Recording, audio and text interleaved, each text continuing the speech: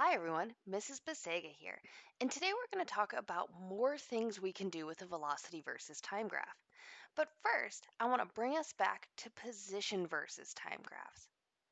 An important thing to note is a position versus time graph can be used to tell you the position of an object at any given time. It's powerful because its slope gives us velocity, and its shape tells us whether the acceleration is positive, negative, or zero. So I'm drawing an example of a position versus time graph that shows constant velocity forward and then negative acceleration. If I knew that it traveled 3 meters forward in 5 seconds, I could figure out the velocity by dividing 3 by 5, and I see that would move 0.6 meters per second forward. The problem is, all I can get is that the acceleration is negative. I can't actually get a precise number with a position graph.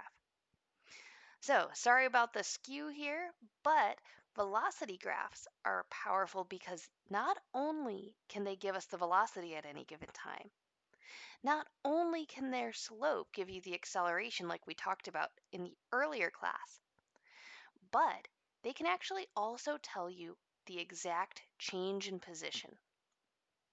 So a velocity graph is more powerful than a position graph because it can tell you all three quantities numerically. The change in position can be determined from a velocity graph by calculating what's called the area under a curve. So in a velocity graph, I drew 4 sections, 2 going forward and 2 going backward, stopping in the middle and with negative acceleration in between. What I mean by area under the curve is determining this blue area that I'm shading in right now. I'm drawing myself a trapezoid that ends on the x-axis and a trapezoid that starts on the x-axis to make two areas. Now we can take those areas by calculating the area of a rectangle plus triangle, but I'll show you some workarounds around here. So how to calculate the area under the curve? The area under the curve will determine the change in position. You might hear change in position called displacement. So what we need to do is first draw our velocity versus time graph. And just for examples purposes, let's say I do a rectangular one first. I have an object that moves backwards at 3 meters per second for 5 seconds. The area that I'm taking here then is the area of this rectangle that touches the x-axis. The area of a rectangle is base times height, or in this case, a base of 5 seconds times a height of negative 3 meters per second means my change in position is negative 15 meters. That means you've moved backward from where you started. So for instance, if an object started at 10 meters and it's 15 meters behind that, where is it now? Adding 10 to the other side, I see that the final position is negative 5 meters. So let's try another one, and we're going to make it a triangle this time. Sorry about the tilt, it'll get fixed momentarily. And I'm choosing a special example here. I'm choosing an object that starts from rest, and it's actually getting faster and faster each second. At 1 second, it's going negative 9.8 meters per second. At 2 seconds, it's going negative 19.6. This is free fall, guys. This is an object that's dropped from rest and accelerates due to gravity. But it forms a triangle shape, and triangle area is easy to calculate using 1/2 BH. With a base of 2 seconds and a height of negative 19.6 meters per second, the change in area is negative 19.6 meters, lower than where you started. So let's say I took this free fall example and it was like a ball being dropped from a 30-meter roof.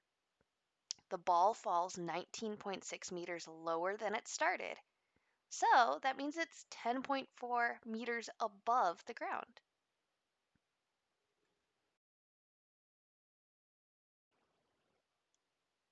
So now let's put it together. What if you have an irregular graph that just doesn't do the same motion the whole time? Let's say I have an object that travels at 5 meters per second for 3 seconds, then slows to a stop over 3 seconds, then accelerates in the negative direction, actually getting faster going backward, and then goes to constant. In this example, I want the change in position, but let's say I only want the change in position for the first 9 seconds. So I need to take the area under the curve of 3 shapes.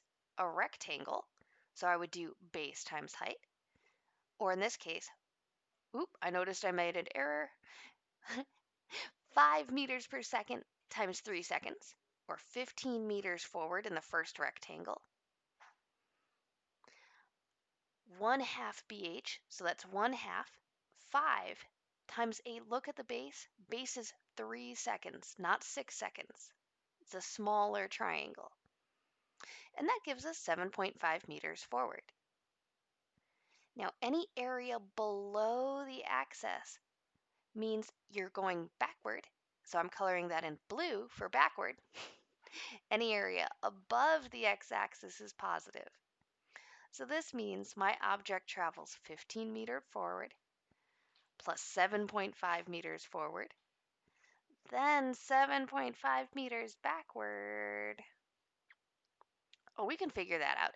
Okay, so it goes 15 meters forward is its total change in position between 0 and 9 seconds. So notice here that I'm taking the total change in position of a specified time frame. So I don't care that it from 9 to 12 seconds goes at constant velocity. That's irrelevant to the question. Also, if you're stuck on trying to figure out which area to take, remember that the area of the red and blue that you're taking has to touch the x-axis. So in this case, I would have a closed shape bound by the x-axis. In summary, velocity versus time graphs are important. They're great because they can give us the distance an object has traveled, the velocity at any given time, and the acceleration. So here's another free fall example.